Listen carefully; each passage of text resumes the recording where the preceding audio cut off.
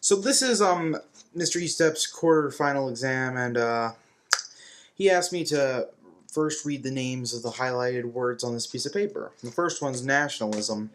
Nationalism is basically showing a very high sense of patriotism, and basically saying your country is superior, and actually believing in your heart that it is America, #1 country in the world. So yeah. Well, militarism is basically the belief that our political structure should be around our military, and that maintaining a strong military is the #1 priority in our country. Now we have communism. Communism is basically a form of socialism where private data, there's no such thing. You cannot privately own anything. Basically, the government owns everything, and everyone has equally distributed customs. Then you have isolationism. This is when a form of government wants to isolate itself from the rest of the world, just not be involved in worldly matters, and just not pay attention to the rest of the world. Basically, the American people, not the American government, but the American people. I mean, honestly, half the kids here in America don't know anything about any other country besides America. Socialism. Socialism is the belief that everything should be shared, that there shouldn't be no wealthy person, no poor person, that everyone should have equal opportunity to everything. Republic. Now, fundamentalism is basically a bunch of people protesting modern times by making their own little movement, and it's all based off the family addresses of the Protestant Church. The Great Depression is a time of America's ultimate economical collapse. And a Dust Bowl is a region in the United States during the 1930s where there were a lot of dust storms. Attitudes towards women and African Americans have changed dramatically in the 20th century. Discuss some of the changes and progress made for women and African Americans.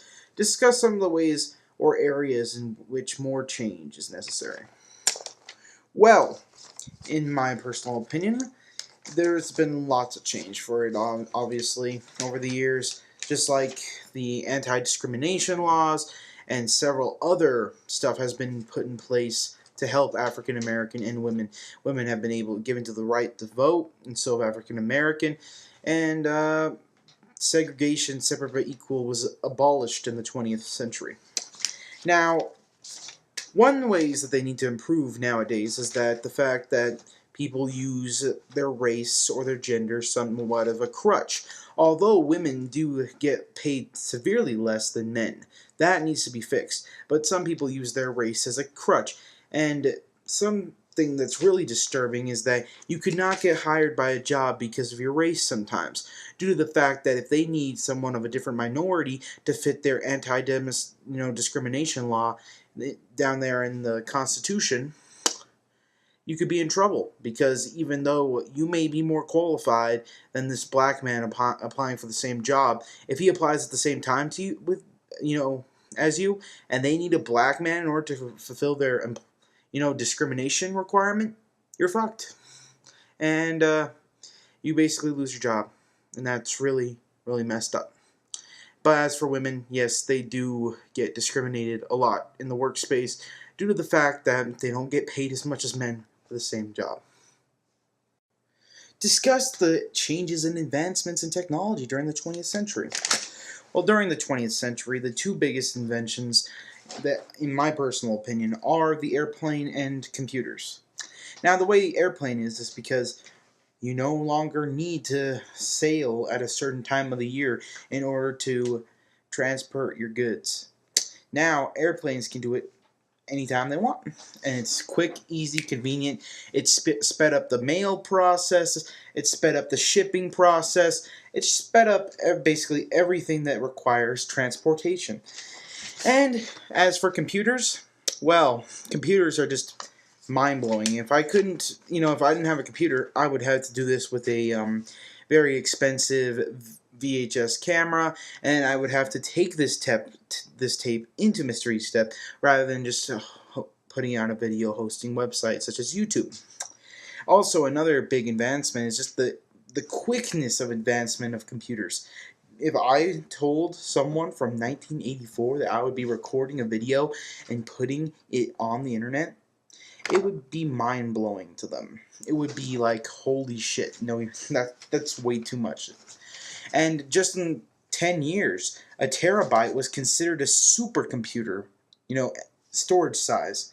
And nowadays, I could go down to Best Buy and buy a terabyte external hard drive for about $50. The media had a tremendous influence on the 20th century. What were the mass effects of the mass media in the 1920s? Well, now that radio and television are coming into place, well, not television at that certain point in time, it was more like the screen shows. People are getting influenced by different cultures, different media. It's no longer like a colloquial. How do I put this? Colloquialism. Basically, you're influenced by a lot more than what's around you. So people are picking up new trends. Women are gaining more independence and figuring out more freedoms, and people are more educated altogether. And it also has bad effects, like in Germany when they used it to brainwash, hundreds of people years later.